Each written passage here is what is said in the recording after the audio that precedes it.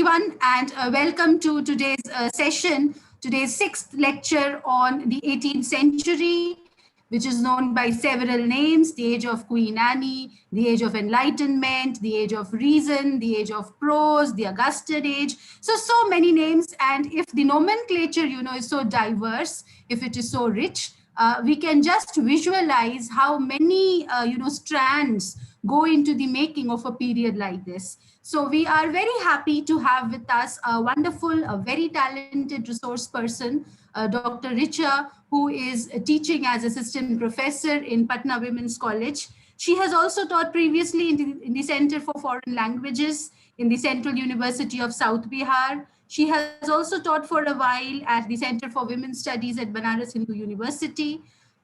Richa is, of course, she has been very vibrant in the academic scenario of her own college and also of the English fraternity at large in the country. She has participated in numerous workshops, seminars.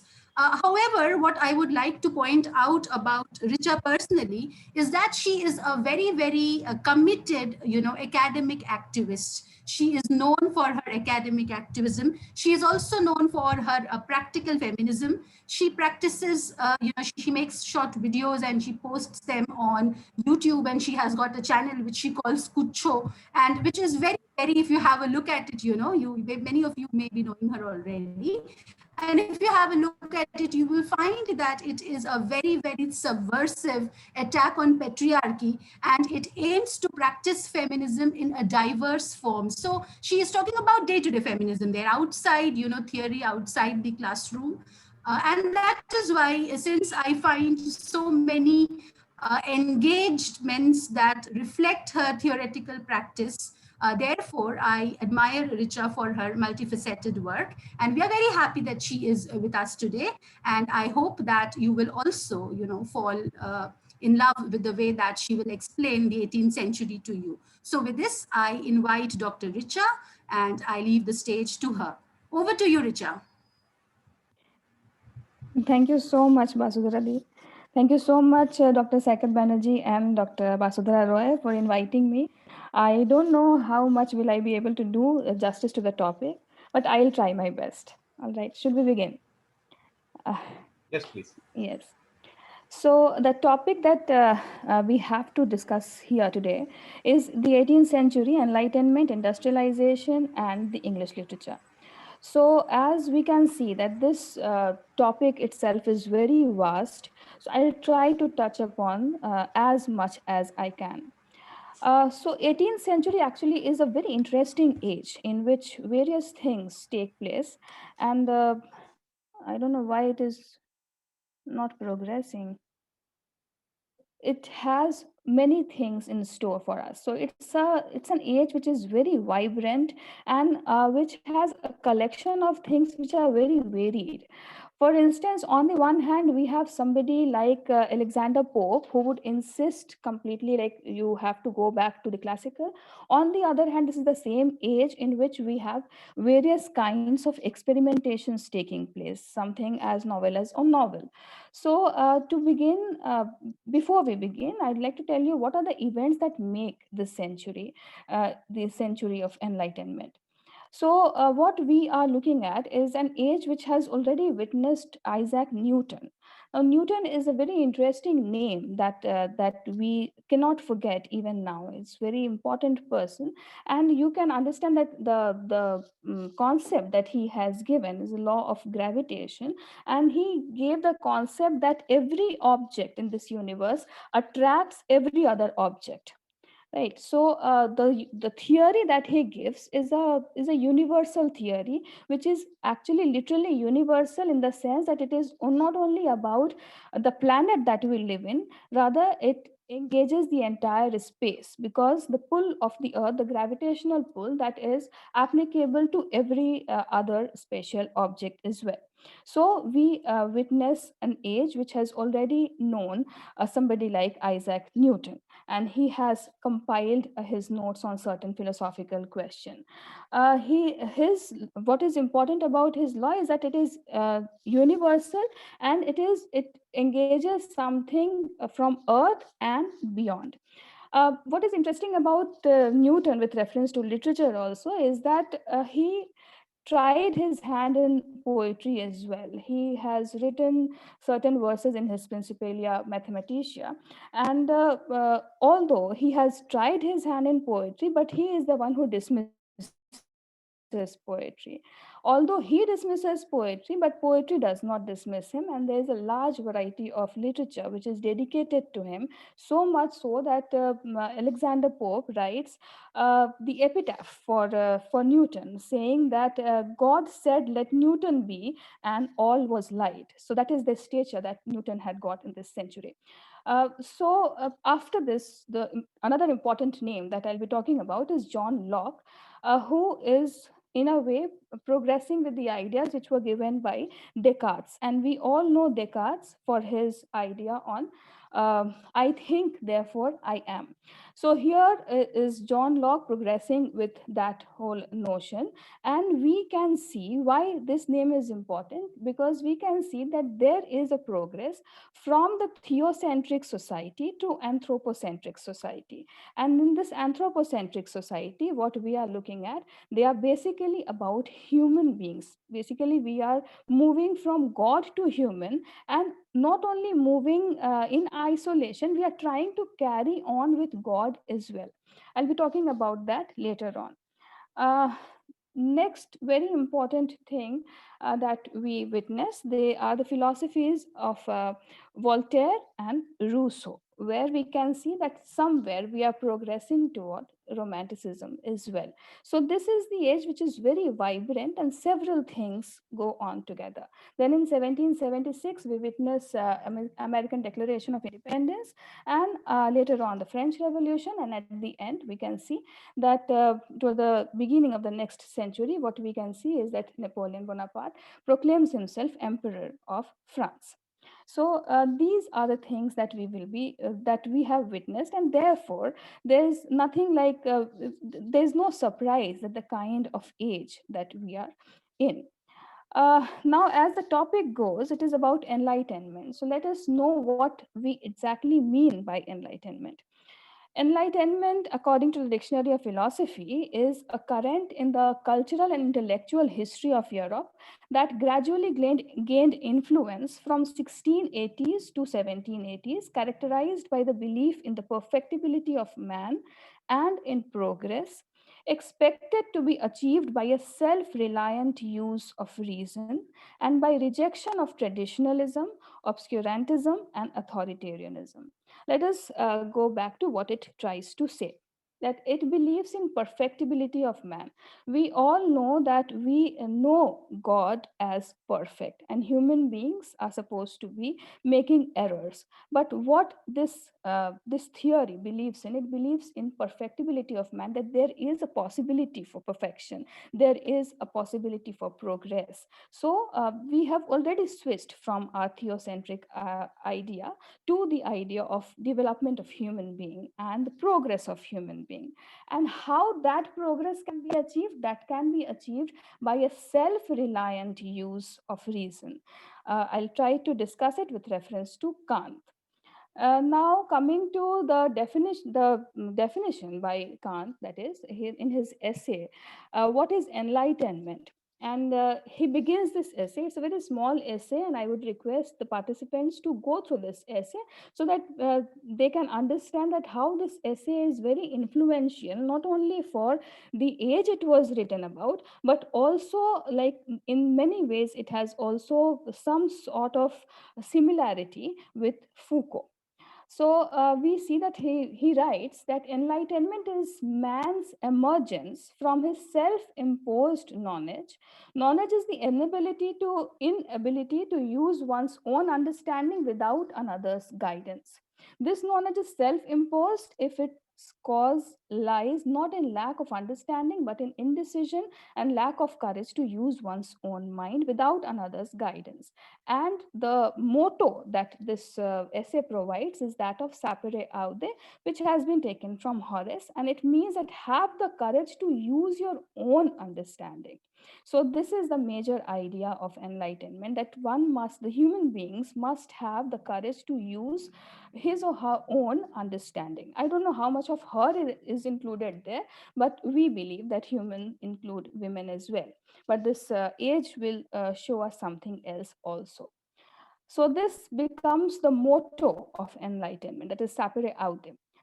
Dare to, we know this. So major things that we have to know about enlightenment is, as I said, it is about perfectibility of man, that there is a possibility of perfection, and therefore a constant possibility in progress. And that will be achieved only by self-reliant use of reason, and which should not be directed by any kind of traditional idea. And therefore, it leads to rejection of any sort of traditionalism, obscurantism, and authoritarianism. So, whatever is preached to us, whatever is taught to us, one will not take it without any kind of questioning. And this questioning, this idea of question and doubt, we have already entered, a century before with Descartesian idea of I think, therefore I am. And that is where we can see that Descartes somewhere is dwindling between his understanding of God, reliance on God, and atheism. But what he brings to us is the concept of doubt, which will be carried on in the age of modernism. Yesterday was a lecture where we were thinking in terms of enlightenment as that root for modernism. I would like to say that this is the phase which does not only lead to modernism, rather this is the same phase that also leads to postmodernism.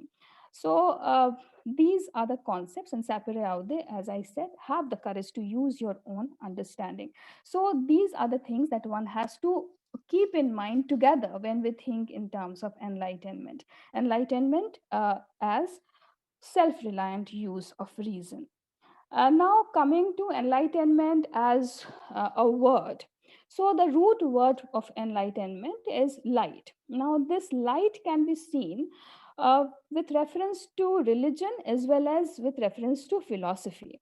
With reference to religion, with reference to Christianity, as we know that when God made this universe, it is said that on the first day he made light. So he said, "Let there be light," and there was light. And that was the moment of creation. That was the moment of moving from nothing to something. So if we take into consideration the religious connotation of light, then we are intending to move from nothing to something. We are progressing toward creation of knowledge with reference to enlightenment. And when we move on to the philosophical idea of enlightenment, I would like to draw your attention toward Plato's cave allegory, which is given in the Republic.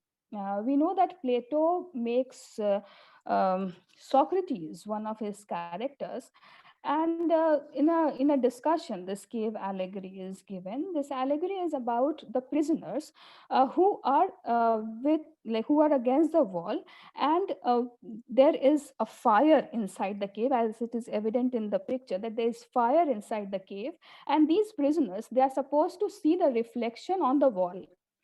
So whatever objects they see, those objects are actually the shadows that fall on the wall. So they know the world through these images, which actually are not the images. He compares the Socrates and other characters who have been employed in the Republic. He believes that there is one prisoner who he considers to be the philosopher, goes outside the cave, and when he goes outside of the cave, he witnesses the sunlight. And when he witnesses sunlight, the entire world appears to be very different. Now he would like to come back and tell the other prisoners that the world is not how we see it through this interpretative wall that is given to us. Rather, it is very different. But when he comes back to tell the other prisoners that the world is different, he is blinded because of the outside light. So to see this person blinded, the other prisoners, they think that he is suffering because he went outside of the cave. So through this allegorical intervention, Plato is trying to tell us that if the philosopher who knows the light, who knows that knowledge, it is very difficult for the philosopher to convince the other prisoners who would not like to go outside of the cave, because they think that outside of the cave lies blindness, although it is completely the other way around. So that is the struggle. That is the same struggle when we see knowledge, the new knowledge coming up. So these are the two connotations that I wanted to draw your attention to. And by getting into this kind of a connotative value of enlightenment, I hope that the society that we are going to witness is slightly clear in the mind. Now, this enlightenment takes place in various ways. With reference to theology, there is a kind of enlightenment. With reference to legal matters, also politics, as well as philosophy. So, when it comes to theology, how do we see that this enlightenment is witnessed? With reference to theology, we see that we are moving toward latitudinarian approach. It is a latitudinarian approach, that is tolerance for other faiths and beliefs. Earlier, it was complete adherence to the prescribed notion of religion, and therefore that led to a kind of an intolerance for any alternative, any kind of intolerance to any other faith. And as we see that in the beginning of the centuries itself, like how paganism is completely refused, it is addressed as paganism. Pagan past is absolutely there is this tendency to wipe it out from history, to call it something completely inconsequential. And that is the change that we see here, that we have this approach where we begin to tolerate other faiths and beliefs. And the other one is neological approach. That is a new method of theological interpretation that is different from the established notion. So what we are looking at? We are looking at an acceptance of difference. We are looking at the interpretations and new interpretations to be that they could be incorporated. We are looking at a society where prisoners are not very they are willing to come out of the cave, possibly, and therefore they are willing to adapt to the new interpretative values of other than the established notions which were given to us. And then this is the same age in which deism is practiced, which we can see with reference to Rousseau and Voltaire as well. So deism rejects this revelation as the source of knowledge, that something is revealed to us, because there has always been the mediators who reveal something to us, and therefore whatever is revealed to us is always via medium. And as I told you, that we are moving from the theocentric society to anthropocentric society, where human beings are not that much guided by theology, and therefore there is a kind of a rejection of revelation as source of knowledge, and what it believes in, rather, that is in reason and observation. So we can see that a kind of an encouragement for empiricism is seen, that whatever the empirical value, that what you see, what you witness, what you observe, what you can rationalize is the reality. So these are the changes that we can see with reference to theology. Now, when it comes to the legal matters, there also we can see a lot of changes. And for the first time, we see with a force that there is a strong opposition to judicial torture. And the reference of it can be seen in Discipline Unpunished by Michel Foucault. And we can see that there is a strong opposition to judicial torture, and those things were for the first time being talked about by people.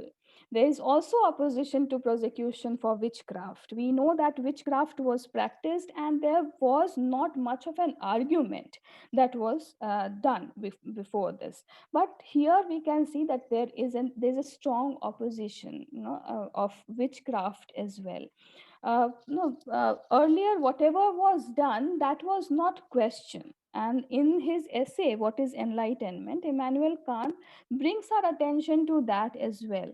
That we are not supposed to question anything. What we are supposed to do, we are supposed to obey. And he writes this, What is Enlightenment, against that sort of obedience.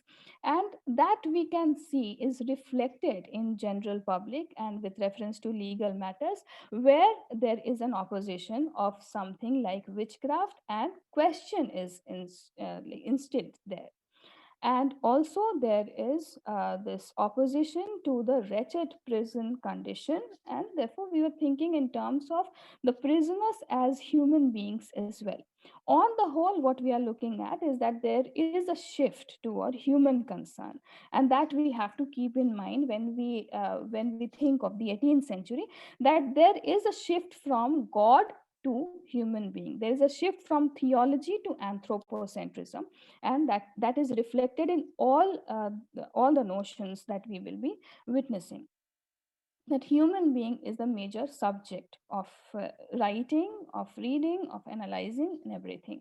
Then coming to politics, apart from the Whig and Tory politics that makes this century, there are other things also which are important with reference to enlightenment in politics, where we can see that there is an emphasis on the principles of natural liberty and equality.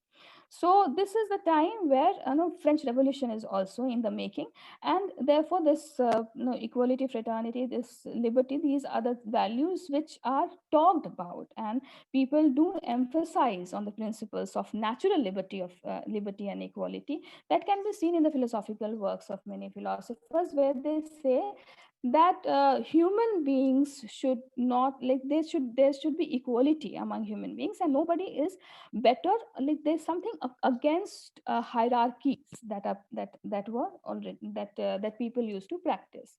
So that we can see in politics, that there's a politics toward an equal society, a society of liberty. And then we are also moving toward universal male suffrage. So first male suffrage, which will later lead to universal suffrage movement and feminist movement in the 20th century. So here, for the first time, people are talking about rights for all adult males. Earlier, these rights were reserved for some category of people, for some class of people. So now we are moving towards the universal male suffrage, which will be practiced from 1800, that is in the beginning of 19th century.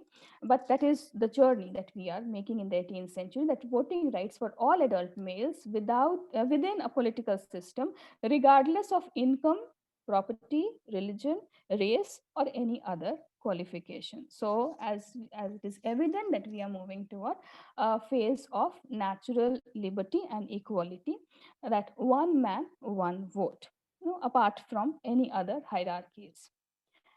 So, and with reference to philosophy, obviously we reject traditionalism, obscurantism, and therefore, as opposed to that, these values, like these ideas like materialism and determinism, are uh, are now coming into discussion, into discourse. That materialism is a doctrine that all real existence is ultimately something material, and which is completely against the idealism which was imposed in traditionalism. So here we are moving toward this understanding of material reality, and we can see a kind of a making of America and other place, and also beginning of capitalism.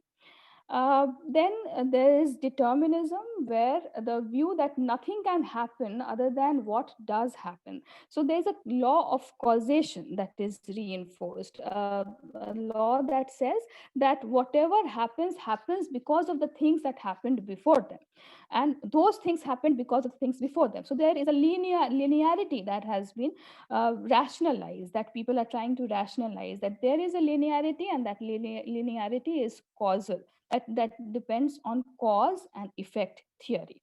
So there it depends on law of causation. So now I think it should be clear that we how we see enlightenment in legal matters, in philosophy, in politics, and in theology.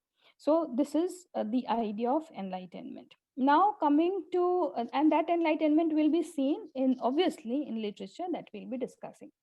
Now let's think about industrialization, and that makes this century even more interesting.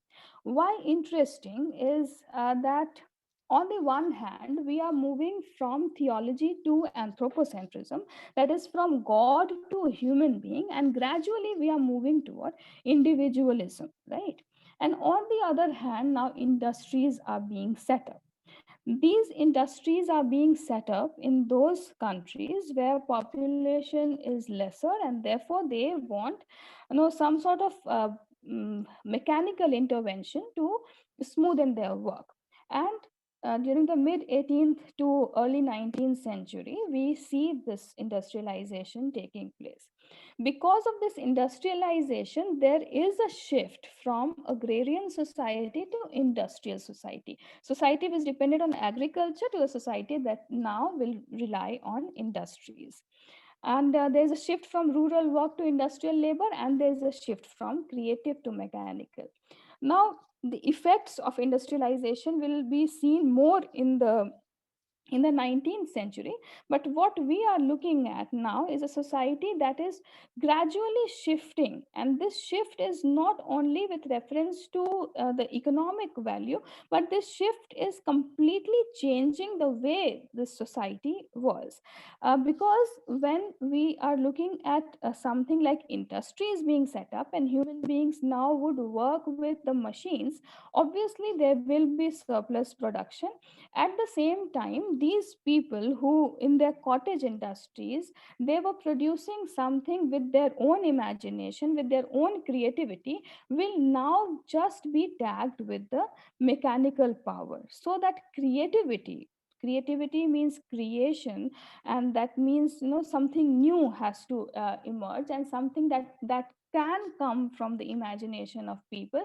That was now being that was gradually progressing toward mechanical understanding, and therefore we can see that human beings now work with machines, and they become subsidiary to machines, and those machines are in the hands of certain masters. So on the one hand, we are thinking of a no hierarchical philosophy, a philosophy of enlightenment.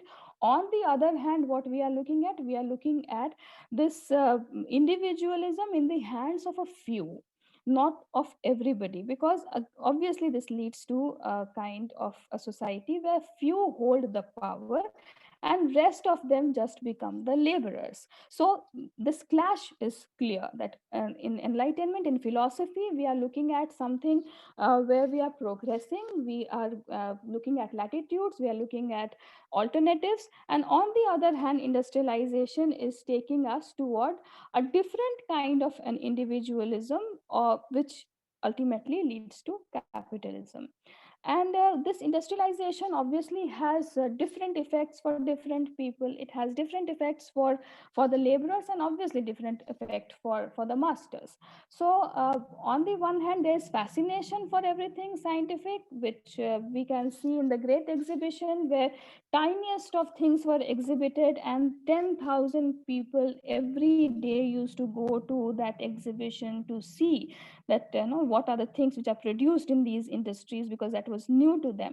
And on the other hand, we see the lives of the serving class, of the laborers, that is reflected in the works of like in the works like Hard Times.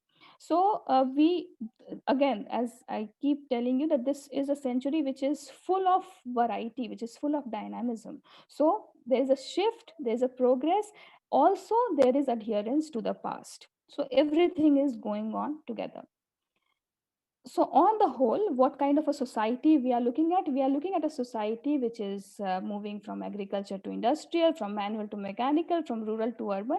And one of the major things that happens, growth in print. And for the first time, this printing and publishing, that becomes something monetary, that becomes something that gives money, that people earn through printing.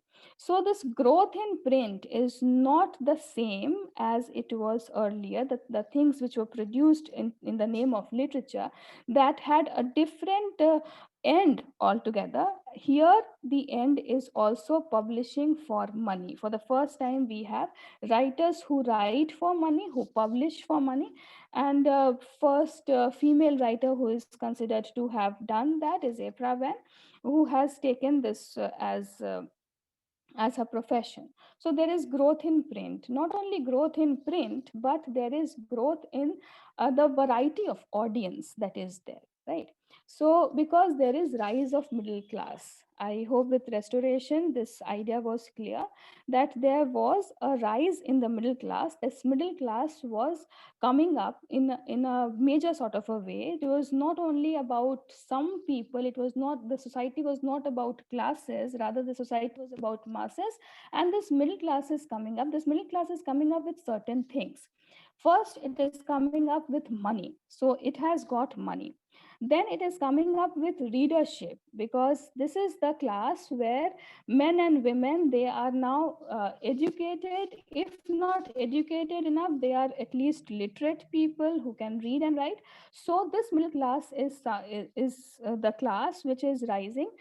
And as people who have money, as people who can read and write, as people now who want to claim their space in society as well as in literature. So we can see a new women readership and women writers coming up. Now, women readership and women writers. Now, there is something interesting about this as well, that these women, along with men, they belong to this kind of middle class society. But society is still not very kind to women. Then it wasn't at all kind to women. So they were not allowed to engage in many things pleasurable as men could. They could not do all the things that men could do, although they belonged to the same class. So what they were left to do? Now they were left to read. That was the only vocation they were left to. And when they read, they realized that this literature is not being very fair to them. So they started writing as well.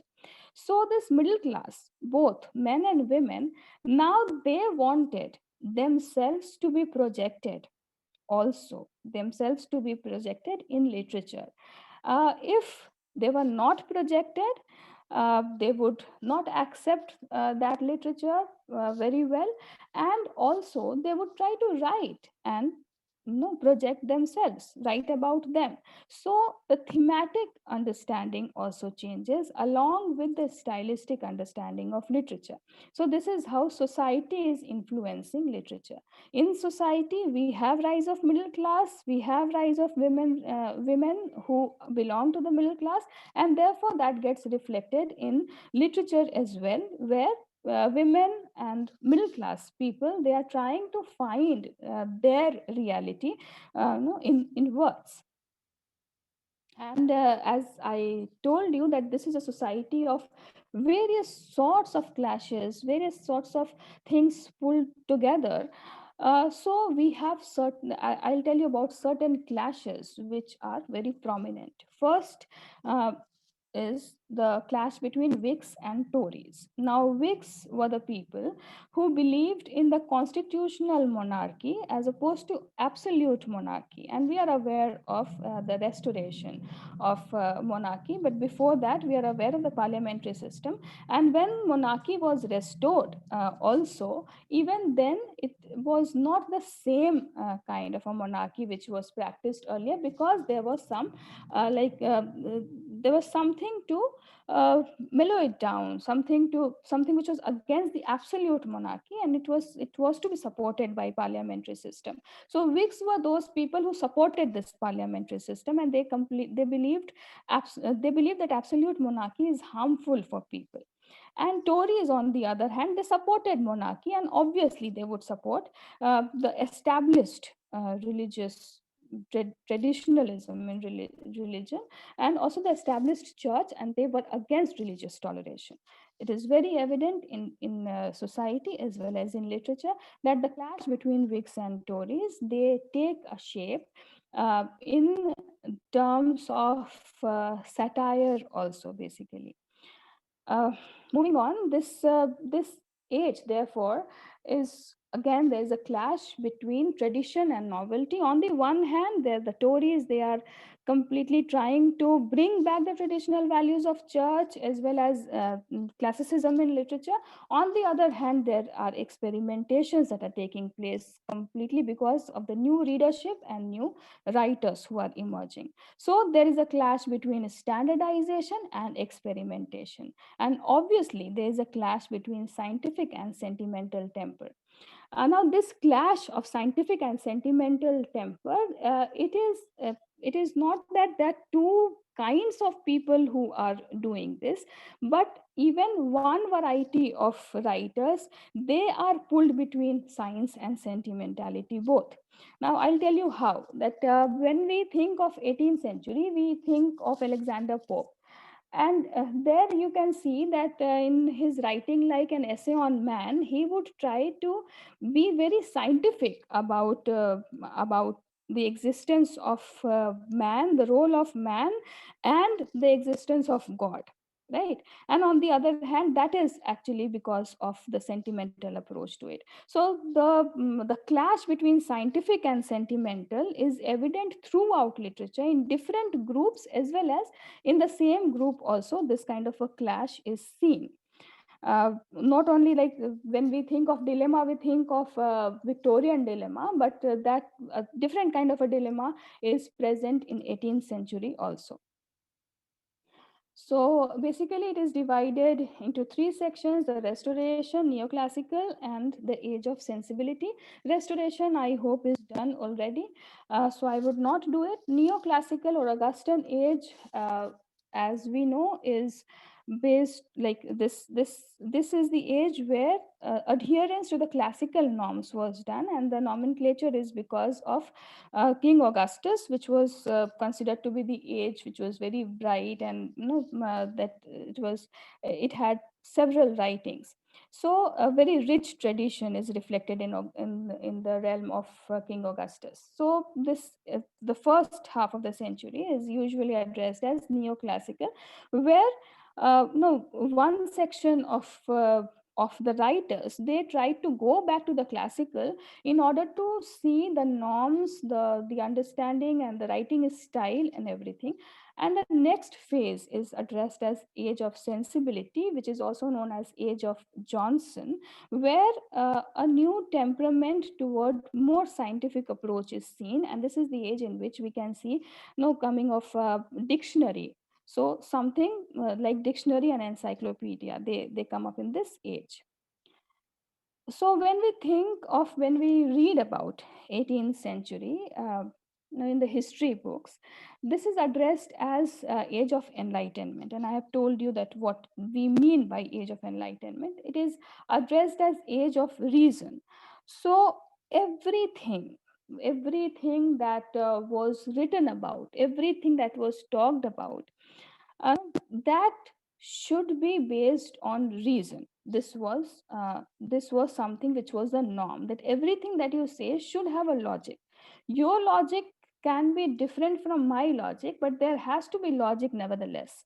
There should not be adherence to that this is done and therefore it is done. No, so there has to be rationalization of everything. If it is about like women should not write, if that has to be written, then there has to be a rationale which people are trying to force.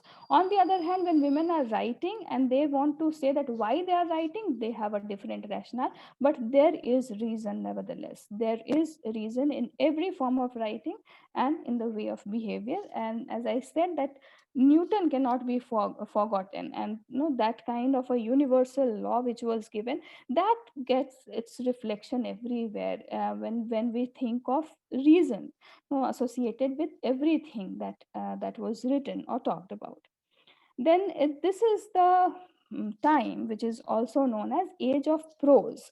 Now, Age of Prose, earlier poetry was the dominant thing. Here we see rise in prose, basically. And why? Because there is a new kind of reader, new kind of writer that those are emerging. And we are moving from, also we are, it's not that that is the only thing that is happening, but on the one hand, when we have something like heroic couplet, where you have to write the maximum in minimum words, on the other hand we have different varieties of prose writing, where it is more elaborate, where it is more like in the language of public, in the language of common people, which later on leads to the to the new generation of writers in the Romantic age. So prose is a more elaborate writing. Prose is the language of common people, and this is the prose in the standard way of writing has also always been demeaned. And we know that in the Aristotelian principle, or when we read people like Shakespeare, prose is considered to be the language of comedy and not tragedy, because tragedy is superior and it should be written in that poetic grandeur. And prose is the language, because it is the language of common people, it is reduced. But here we see the dominance of prose, because there is the rise of a new class of people. So this is called the age of prose, and different varieties of prose will be written here. This is also the age of satire. Now, this has to happen because there are people of different variety. There are people who stick to the standards, and there are people who are pro experimentation, and there are people who are the rising middle class, there are people who belong to the landed aristocracy. And because of this kind of a pull, obviously everybody thinks that he is superior and would like to correct the other. And the main purpose of satire is to correct the other, right? And satire is also something that tells us that no, there is a dialogue which is possible. So the satire is not only for the other group of people, but the satire is also political, where people think that they can talk to the authority, right? And they can attack the authority through satire. So this age is the age of satire, in which everybody is trying to attack the other, apparently with the purpose of correction. I don't know whether that was the purpose, but it is apparently the purpose, that there should be correction, because what I think is the best. So on the one hand, we have political satires like A Modest Proposal by Jonathan Swift. And on the other hand, we have very personal attacks by Alexander Pope on the poetasters, on women in general, on the middle class people. So this is the age of satire, and obviously this is the age of novel, a new variety of writing that has emerged. And this variety of writing emerges for one very, there are many reasons for the evolvement of a novel, but one of the major reasons is leisure, that people had leisure to read because of industrialization, because of now money in the hands of the middle class people, and less work to do for many people. So this was a society which had leisure, and therefore they would engage in longer writings, right? And as they had got this taste for reading, and they demanded more and more, and that leads to novels like Tristram Shandy in 9 volumes. So we this is the age of novel because of leisure, primarily because of the new changing economic order, and also because of the social changes. And we see that there is documentation of a different kind of a class and different thematic things, where it involved many kinds of dialogue, where it involved some sort of elaboration, which could not be said in heroic couplets, which could not be said in stanza pattern. So an elaborate study of that is required. So when it comes to themes like domestic life, obviously there are nuances which has to be talked about. If it is about adventures, on the other hand, then obviously there are nuances which have to be talked about. So a detailed kind of a writing is evolving. There are some genres which develop in this age, and as I said, that this is the age of prose. So the genres which evolve in with reference to non-fiction, they are pamphlets, periodical essays, dictionary, and encyclopedia. Now, pamphlets are the small write-ups. Okay, so these are the write-ups which are written for a particular purpose. They are small booklet kind of things which are written for certain purpose. They were usually political pamphlets. And then there was this rise of political essays, which periodical essays which were written, and there were also many a times political essays which were written, and they were written in a series. That there used to be there was a period, like some periodicals would come thrice weekly, some would come twice weekly. So we have people like Addison and Steele coming up with the Tatler and the Spectator. We have Daniel Defoe with the Review. We have Steele again with the Tatler, which was later joined by Addison. And then we have the propaganda writing, right? So these are the non-fictions that are coming. And then coming to dictionary and encyclopedia, because this was the age of reason, because this was the age of rationalization of everything. Obviously this becomes the age of the production of dictionary, because that's an organized writing. That's a writing which engages a kind of a format, which has a particular format which has to be systematized, and which brings a kind of a standard understanding of language. So we are moving toward that standardization, and obviously organizing things. They are primary, which can be seen in the development of dictionary and encyclopedia, because both are very organized writing and they are systematically written. Then in prose, we have the development of novels and various varieties of novels which are emerging. We have epistolary novel, we have picaresque novel, we have Gothic novel, we have histories, we have sentimental novel, we have libertine novel, which I'll try to discuss later. Now, some common traits which can be seen in all the writings, despite all the problems, despite all the clashes, not the problems. I know we can see that there are certain things which all the writers are adhering to, which all the writers are trying to stick to, and that is because of the dominance of reason, that is symmetry, that they want to write in a symmetrical way. There is not that much of freedom in writing, that even if it is elaborate writing, it has got symmetry, it has got certain sort of system to it. Then harmony between the ideas, how you progress with it, linearity that can be seen.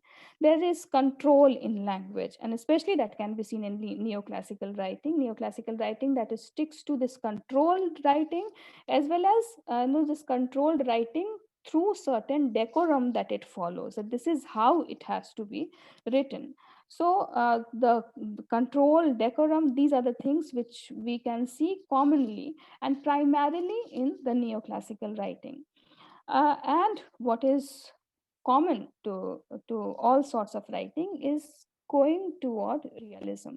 This reality may be different for different people, but we are nevertheless talking about reality.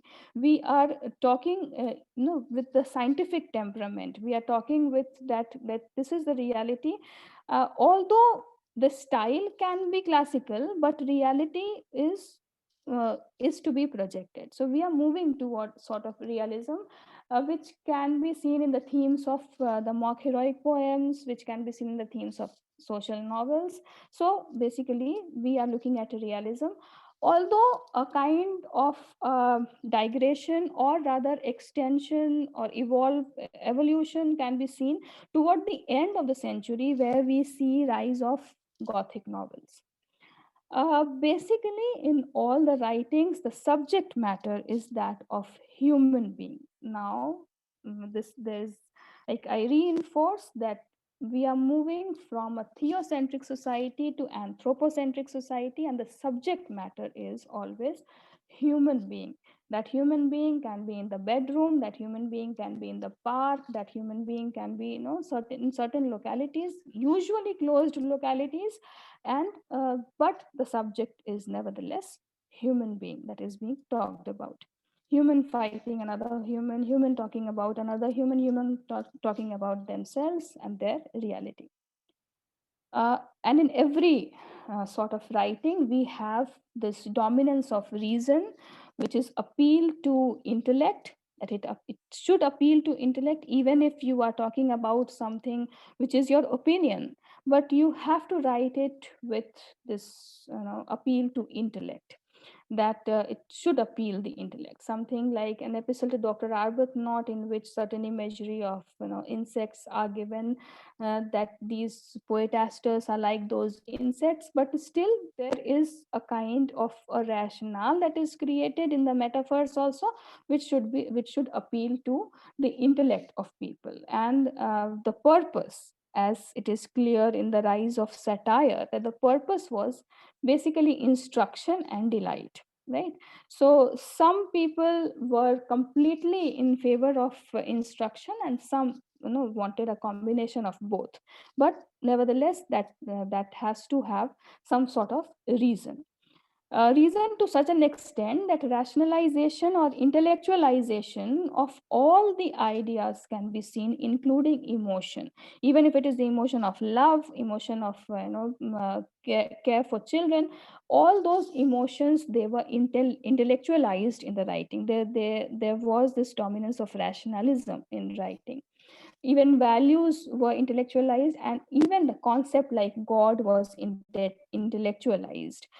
God is not visible, God is not something which is tangible, but is still a kind of an intellectualization can be seen of God, where they're trying to say that God exists even though you don't see him, but then there is a maze like structure in which human beings are there, but God knows everything, the reason behind why you are in the maze.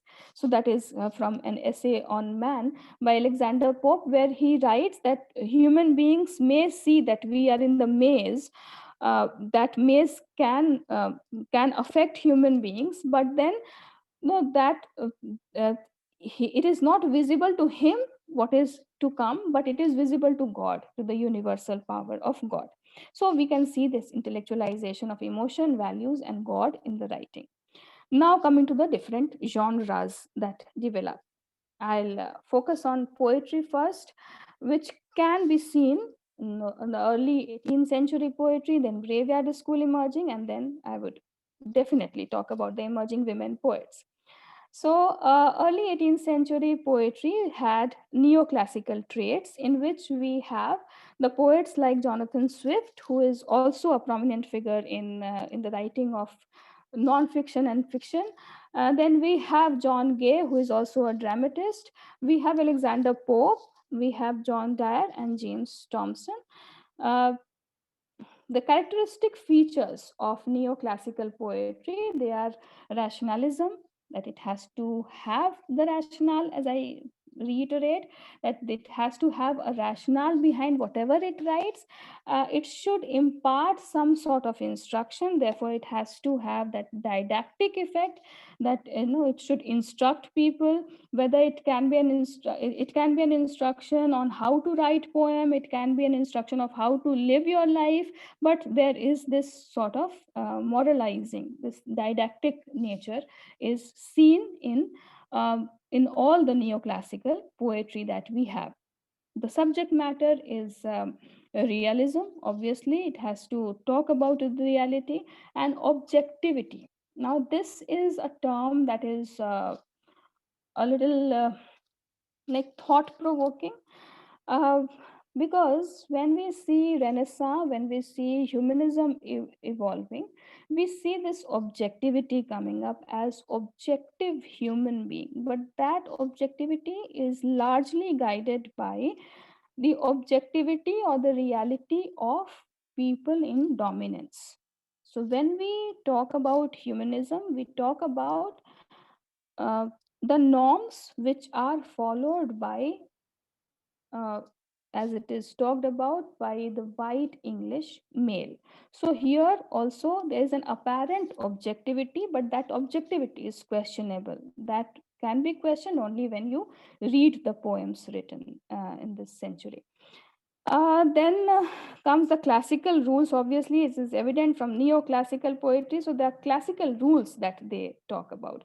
They talk about that this is how you have to write. So there is this a kind of a fetish for iambic pentameter and also caesura and in the middle of the line, that the line should be divided. Like iambic pentameter is the line of 10 syllables and with like iambs, and in the middle there should be caesura, and heroic couplets is the dominant poetic style. Now let us read a few poems that can make this boring lecture a little interesting, and let us think about our syllabus also accordingly. uh, the first poem that I bring to you, it's not the entire poem, but excerpt from verses on the death of Dr. Swift. He writes that he knew 100 pleasant stories, with all the turns of Whigs and Tories, was cheerful to his dying day, and friends would let him have his way. He gave the little wealth he had to build a house for fools and mad, and showed by one satiric touch no nation wanted it so much. That kingdom he hath left his debtor, I wish it soon may have a better. So, first thing that I would like to draw your attention to, it's a very simple kind of a poem which can be understood, so there is no need for any kind of an intervention. But the first thing that I would like to draw your attention to is verses on the death of Dr. Swift, and that is a very narcissist approach. That's a very egotist approach as well. So we can see that he is writing about himself, his life, his contribution, and also his commenting on the society, and that comes with a kind of a superiority that the poet has, and that is reflected in the neoclassical poems very well. So we must know that this Swift was first a Tory, then he switches to Whigs, and then he again goes back to become a Tory. So he has seen the lives of both, and he has problems with both, and that gets reflected in his poems. But what is evident is the rhyme, the meter, and the way it is written in couplets. Iambic pentameter has to be there. So we see this poem of Jonathan Swift. The subject matter is himself that has to be taken into consideration. Now coming to John Gay, who is very famous for his other writing, that is the Beggar's Opera, which is a play in which he introduces certain techniques which will be taken up by Brecht in the 20th century, and those techniques are those of alienation effect that can be seen later on in Threepenny Opera by Brecht. And here, I have brought his poem and not his play, in which he is writing to a young lady with some lampreys. So he's talking about this gift of fish. In this I own your aunt is clear. I sent you what I well might spare. For when I see you without joking, your eyes, lips, breasts are so provoking. They set my heart more cock-a-hoop than could whole seas of crawfish soup. So it's the end part of this, an excerpt from that long poem called To a Young Lady with Some Lampreys. And we can see that it is about a lady who is trying to impress, because he is impressed by the lady's eyes, lips, breasts, which are very provoking. Right? So the subject matter of his writing here is a woman. In Beggar's Opera also, we can see that the morality of women that forms the subject matter of his poetry. Here also we can see that there is adherence to that particular classical style. No matter, the subject matter is very different, but the heroic style, the epic style has been taken up. Subject matter is according to these people, trivial, that is a woman, and and they write about gifts and how they are provoked by women, but woman is there primarily the subject matter of many writings that you can see in this age. Then we have Alexander Pope, who also, this age is known as age of Pope, so he's such a dominant figure. And his writings are very different. I'll bring to you the two writings that he has, he's very famous for. One is an epistle to Dr. Arbuthnot, and the other one is the Rape of the Lock. So the beginning of an epistle to Dr. Arbuthnot is, shut the door, good John. Fatigued, I said. Tie up the knocker, say, I'm sick, I'm dead. The dog star rages, nay, it's past a doubt. All bedlam or Parnassus is let out. Fire in each eye and papers in each hand, they rave, recite, and madden round the land. If you have not read the poem already, I'll tell you that this poem is about poetasters. This poem is about those poets who should not write, according to Alexander Pope. And in this poem, in the continuous dialogue and argument, he is trying to say that these poetasters, they don't know how to write. These poetasters do not have the language. They are not equipped with language. These writers, as it is written, all bedlam or Parnassus is let out. That means the mad houses are let out and these people are wandering. They keep coming to me. So he's asking his servant to lock the door because he doesn't want any of the poetasters to bug him for writing prologue to their poems or anything else. He is continuously criticizing these poetasters, and obviously these poetasters include many women writers who he does not criticize for their writing more, but more for their being women, right? So this is one of the major writings he is famous for. That is an epistle to Dr. Arbuthnot. He writes this letter to Dr. Arbuthnot, talking about his problems with the new poets who do not have any kind of tradition, who do not have any kind of training in classical understanding of literature, and they still write. So he is criticizing them, satirizing them for their subject matter, trivializing them to such an extent that the careers of many writers actually gets ruined after this writing is published. So this is an epistle to Dr. Arbuthnot for you. Then comes the very famous, the Rape of the Lock, right? Rape of the Lock is about rape of the lock of a woman. Okay, how the lock of a woman is cut. It begins that what dire offense from amorous causes springs, what mighty contests rise from trivial things. I sing this verse to Carlyle Muse is due. This even Belinda may vouchsafe to view. Slight is the subject, but not so the praise. If she inspire and he approves my lays. And this poem is about Belinda's lock being cut. Okay, apparently and as evidently it is written, slight is the subject, but not so the praise. So here is an introduction to the mock heroic format of writing. Mock heroic format of writing is where the subject matter is trivial, but the writing style is classical and heroic, which takes from the epic style of writing. So it is very clearly mentioned that the slight is the subject, but not so the praise. If she inspire and he approves my lays, and then he continues writing. I'll tell you the gist of this entire poem, which is written in 5 cantos. And in those cantos, he criticizes the lifestyle of Belinda, who wakes up at 12 o'clock and then she makes up. There are angels and other, heavenly figure coming to do her makeup, showing the artificiality of these women, and then showing that these women are not good in their character because they talk to every other person. And then there is a kind of a game that is played, that is the game of cards, in which the woman wins.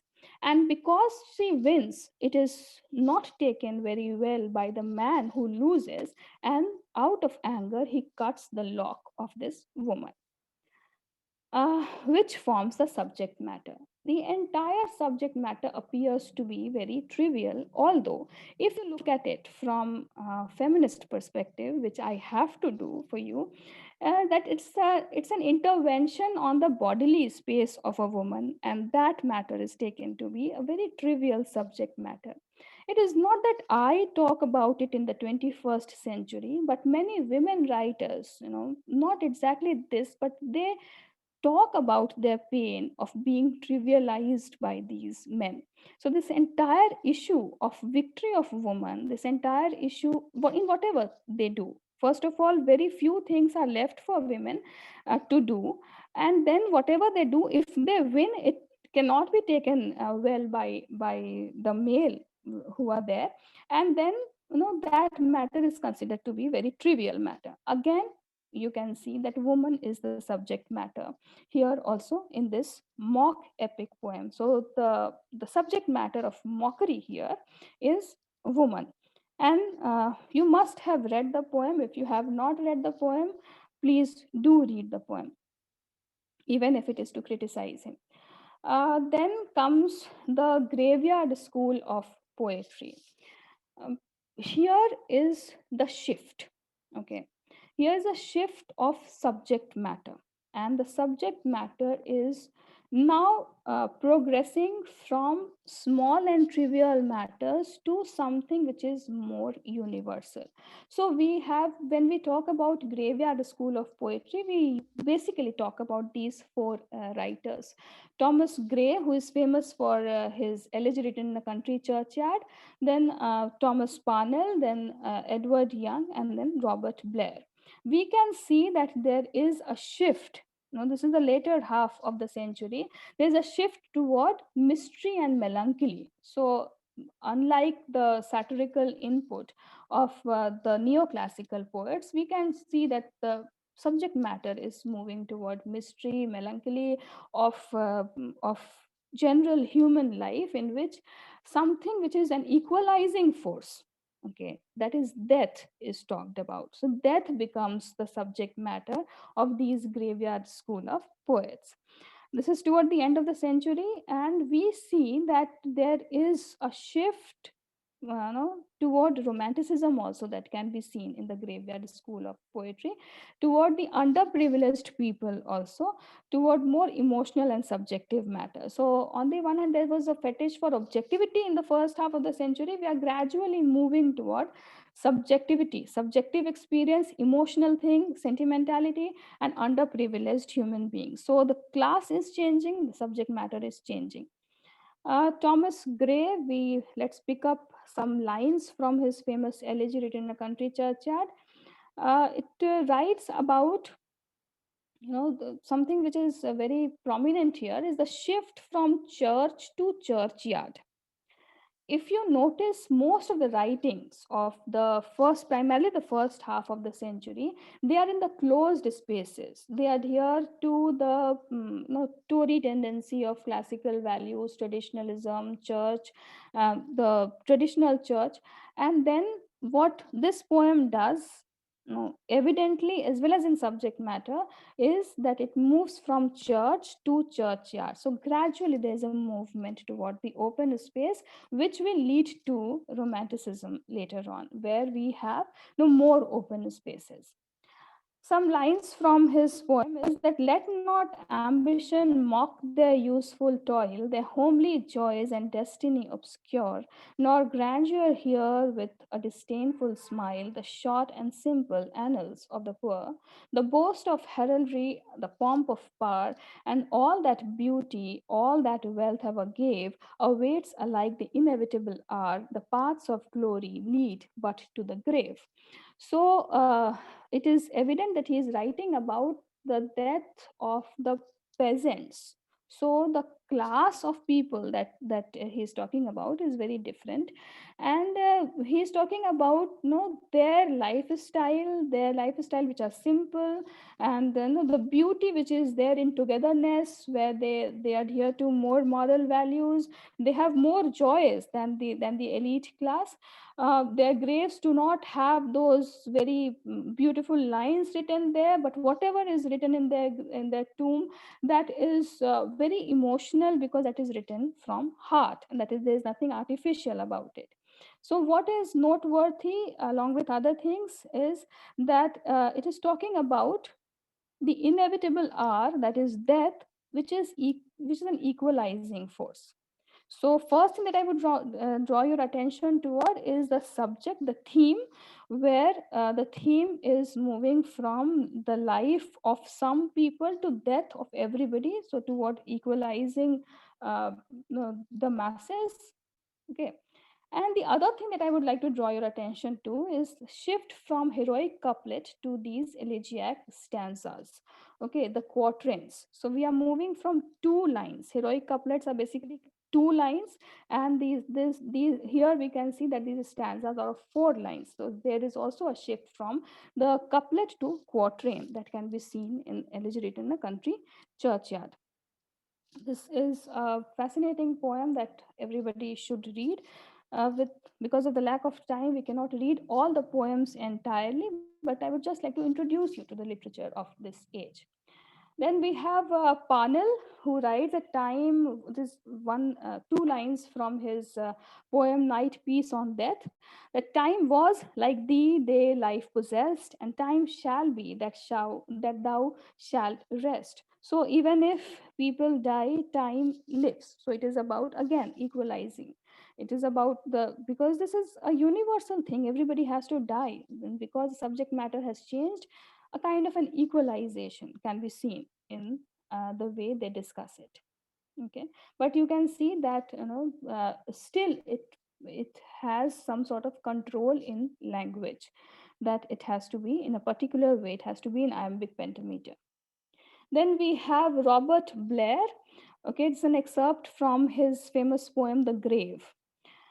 While some affect the sun and some the shade, some flee the city, some the hermitage, their aims as various as the roads they take, in journeying through life, the task be mine to paint the gloomy horrors of the tomb.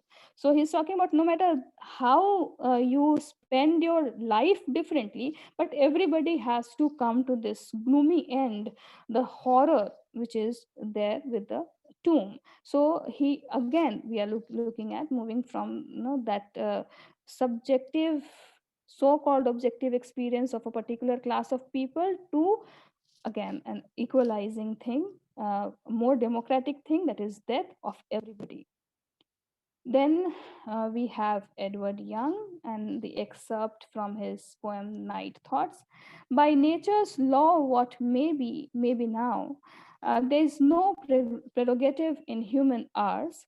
In human hearts, what bolder thought can rise, that man's presumption on tomorrow's dawn, where is tomorrow? In another world. So we can see a kind of a philosophizing about, that we do things for tomorrow, but then where is tomorrow? Tomorrow is ultimately the death of everybody, or everybody has to see death tomorrow. So that is the next phase of your life, no matter whatever else you do. Now, this is my personal favorite section of this presentation, is emerging women poets. And we have noticed the neoclassical poets, and I have talked about the subject matter of those poems. Here we can see some poets who are the women poets and what they have to say.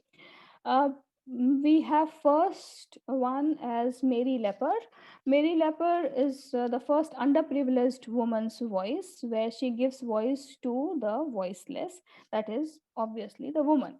She writes an essay on woman. We have a poem titled An Essay on Man by Alexander Pope, and here she is writing an essay on woman. The subject matter of an essay on man is more universal. It is about mankind in general, which still is unsure whether that includes women or not. But here she is writing an essay on woman, where she writes that woman, a pleasing but a short-lived flower, too soft for business and too weak for power, a wife in bondage, a neglected maid, despised if ugly, if she is fair, betrayed. His wealth alone inspires every grace and calls the raptures to her plenteous face. And this is a long poem, which I have not taken up. It's just an excerpt, but that will tell you that the subject matter of the entire poem is about women and the difference that the different treatment, the discrimination that she faces, everywhere, that this discrimination which she faces because of being who she is. So it is very clearly written that a wife in bondage, a neglected maid. So when she is a wife, she is in bondage. When she is a maid, she is neglected. She is despised if she is ugly. If she is fair, she is betrayed. So this is the treatment. Never, you are not giving any chance for women to be themselves, and every time there's this dominance of man. So very beautifully she pictures this documentation of a woman's life as it comes to her mind, which somehow is relatable, and therefore it has its own universal value. So again, I would like to draw your attention that when we talk about objectivity in humanism, or universalism in humanism, we still are unsure with whether that includes women's voice or not. Here we have some sort of registering of women's voice in that entire scene of human being. Then we have Anne Finch, who writes many poems, and one of the poems that she writes is the introduction. She writes that, did I, my lines intend for public view, how many censors would their faults pursue? Some would, because such words they do affect, cry they are insipid, empty, and incorrect. And many have attained dull and untaught the name of wit only by finding fault. I would not read the entire poem, obviously, but a few things that are very dominant here is, first, this style. As I said, no matter how different their themes are, but a style has got symmetry, decorum, and the kind of control that is there. So the style is not very different from other poets who are addressed as neoclassical poets. But the theme that is taken up here again is the injustices to women, that what makes wit, because wit is one of the dominant features of 18th century literature. You will see that in restoration comedy also, wit is the primary element, wit is the element in satire. So she is, from her perspective, writing that what you address as wit is nothing but finding fault with others, and my writing has to undergo so many censors. What for? What for? She writes that true judges might condemn their want of wit, and all might say they are by a woman great. Alas, a woman that attempts the pen, such an intruder on rights of men, such a presumptuous creature is esteemed. The fault can by no virtue be redeemed. So, she's saying that they always find faults in our writing for no reason in the written words, but simply because they are written by women, right? So I am focusing on this aspect because of various reasons. One is that till now our syllabus is very unfair to the women writers. The syllabi all across is very unfair to the women writers of all centuries. Even if they are taught in a separate section of women writers, right? So they are not at all with the entire thing. So they have not become generic. They are very specific, and they are reduced to that section, that their womanhood does not leave them. Although, as the reader of the poems that I have read to you, the poem which was written by Gay and the poem which is written by Anne Finch, it is evident what and who writes in what way, what is the subject matter, and whether it should be there in the syllabus or not. Then we have the last person in this series is Elizabeth Thomas, who writes that on Sir J.S. saying in a sarcastic manner, "My books would make me mad," an ode. So this is a very interesting poem in which she talks about it. What does she read in the books and how those books make her mad? And it is evident that she is also pointing out that these books and these documentations that she has seen has been very unfair to one particular category. So she writes that unhappy sex, how hearts are fate by custom tyranny confined to foolish needlework and chat, or such like exercise as that, but is still denied the improvement of our mind. Women, men cry, alas, poor fools! What are they but domestic tools? On purpose made our toils to share and case the husband's economic care, to dress, to sing, to work, to play, to watch our looks, our words obey, and with their little follies drive dull thoughts away. Thus, let them humbly be subjection live, but learning leave to man our great prerogative. So this is where she talks about discrimination, and she is talking about the discrimination which later on will take the shape of feminism, because the same age in which Vindication for Rights of Women is written. So that is about the women poets, the emerging women poets. We have Joanna Bailey that writes, like, when it is not only about subject matter but also a style they have mastered.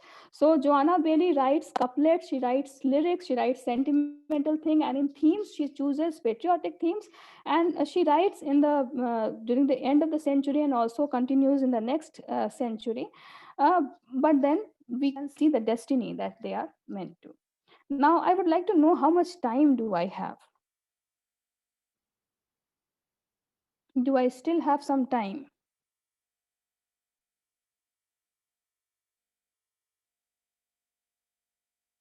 Can someone tell me?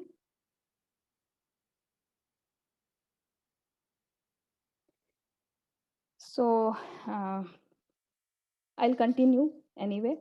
Uh, the next genre that we'll take up is drama, and which has this restoration comedy, restoration tragedy, sentimental comedy, anti-sentimental comedy, which are the four genres. Restoration comedy and tragedy, I think, have been discussed earlier, but just in a nutshell, I will not get into details of that. In a nutshell, this restoration comedy is also known as comedy of manners.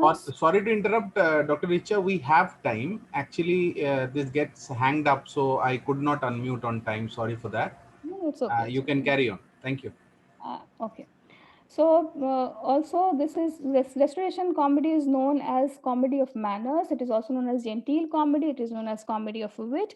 The major element of these comedies are wit, manners, modes, and morals of the upper class society is seen.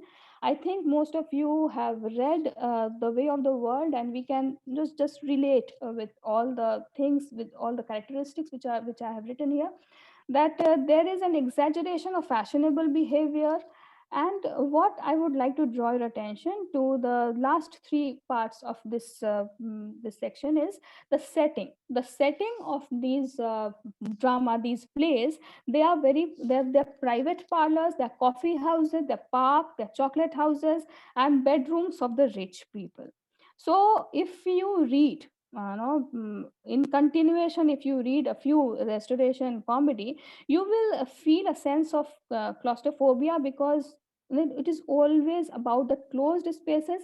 Even if the space is that of park, in that park we hardly see the mention of any kind of flower or any kind of tree. It's always about love intrigue, it's always about the human issue, but very little of the open spaces we can see in the setting of these comedies, which in the later half of the century we'll see that gradually moves toward open spaces, and in the and then toward the end we can see that it goes on to talk about daffodils and things like that. The theme of love sexual attraction, sexual antagonism, sexual intrigue, sexual context, conquest, marriages. These are the major themes. And marriages are usually seen as very boring and unattractive things. So we have the discussion between Mirabel and Milama and people like that, where marriage as an institution is criticized. It's seen as boring and very unattractive. Apparently it is witty, apparently it has got some sort of humor which creates comedy. But what is also important to see is that institutions are now being questioned, even if that is uh, in comedy. But these institutions are questioned. Institution of marriage is questioned, and therefore we see that uh, that leads to that is one of the primary things of enlightenment, that everything comes under the purview of doubt and questioning. One of those things is institution which is considered to be very divine kind of an institution. So marriage and family, they get into that purview of questioning. They are seen as boring and unattractive. And the arguments, although it is won by the other party, but then you can see that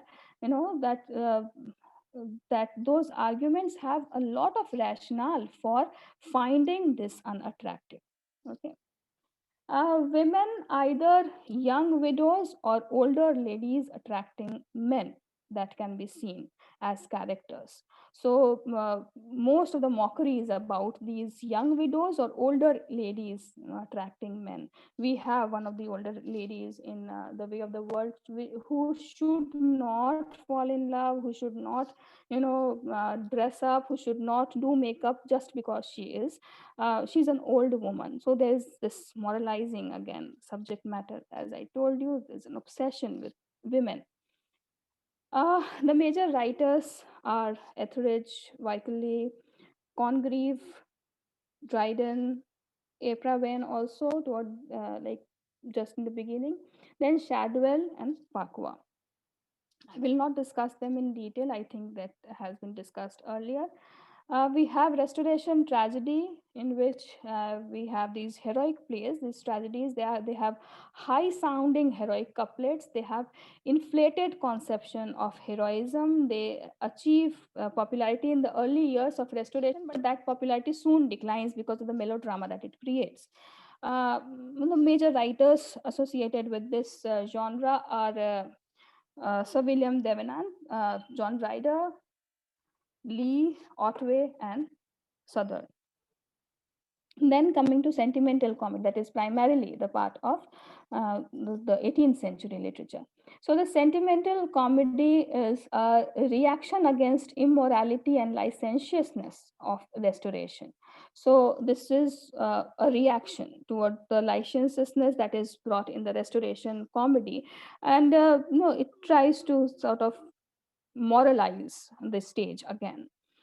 Pathos replaces wit, and it is full of sentimentality, melodrama, and rhetorical bombast, although it gets criticism in the hands of Oliver Goldsmith, which now that will lead to anti-sentimental comedy. He writes that the virtue of private life are exhibited rather than the vices exposed, and the distresses rather than the frailty of mankind. So he finds that the quality of wit is very degraded in the works of the sentimental comedies, because the quality is more toward very trivialized, very reduced kind of subject matter.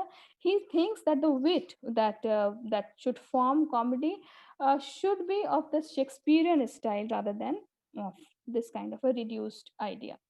Then in this, the major dramatists that we have are Susanna Centlivre, and here she is known as the second woman of English stage, because the first woman being Ephra Behn.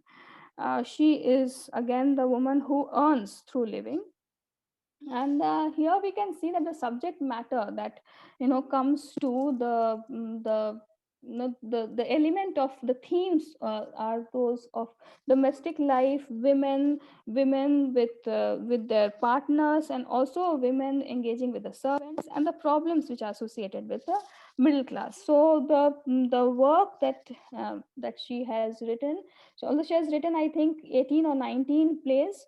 A few are The Busy Body, The Wonder a Woman Keeps a Secret, A Bold Stroke for a Wife. The Busybody is about an orphaned heroine, that is, her name is Miranda. And here there is somebody called Sir Francis who plans to marry her for her inheritance. And what she does is that she tricks him. She tricks him that in the legal paper, she tries to trick him so that he does not write her name. And then, ultimately she wins. And here the major thing is that parents should come up with a new kind of an ideology where they should listen to the lovers. So one very famous dialogue of this play is by Sir Jealous, who writes that by my example let all parents move and never strive to cross their children's love, but still submit that care to providence above. So love is above every other kind of morality. That is what parents should know. Then we have the wonder a woman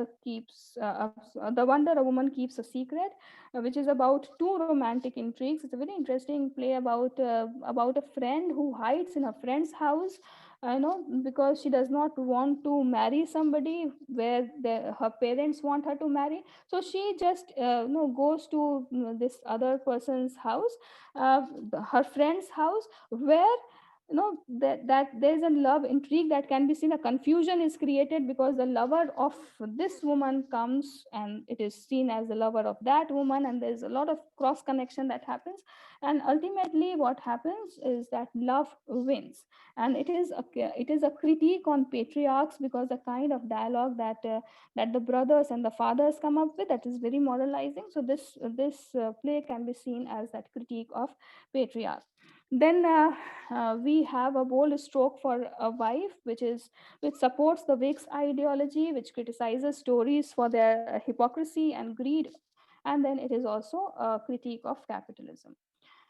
The next person here is Colley Cibber, who is criticized, I think, by Alexander Pope again. He had contributed 25 plays. He was criticized by Pope. His autobiography that he has written, he was criticized by Pope, and he has a different ideology for which he was criticized. But one interesting thing about him is that he wrote an autobiography in which there is no mention of his wife and his family. So that is how people came up with their subject matter. So he writes Love's Last Shift, or The Fool in Fashion, The Careless Husband, The Lady's Last Stake, and The Provoked Husband. Uh, where in Love Last Shift, as Amanda reforms her husband. There's a husband who does not like her wife, and he does not like his wife so much that for 10 years he has not even met his wife. He goes to the prostitutes and other people. So this wife takes on this work of bringing him back to some moral sense, and she acts like a very high class prostitute. And then that brings this person back to his senses, and he comes back to his wife. That kind of lesson is created. Then we have Careless Husband and other plays. We have, as a reaction to the sentimental comedy, we have the anti-sentimental comedy.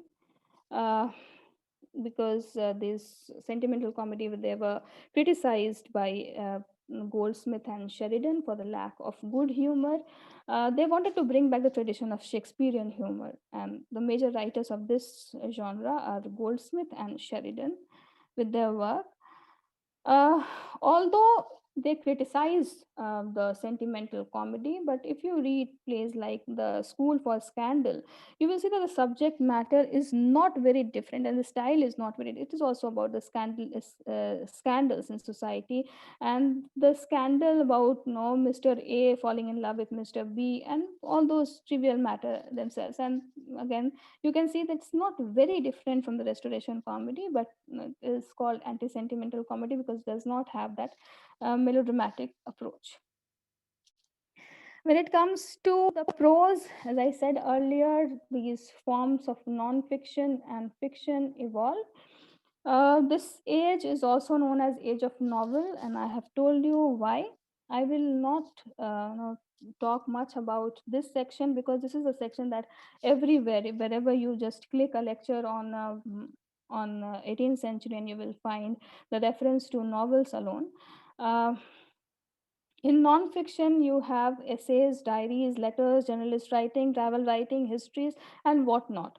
What Because there was a lot of consumption of written words, you know, various forms of writing evolved, and also because it was a career option, and therefore various forms of writing evolved. All these non-fiction they have in common with is that they are based on rationality and empiricism. That value of enlightenment is carried on there. They are influenced by people like Montaigne and Bacon.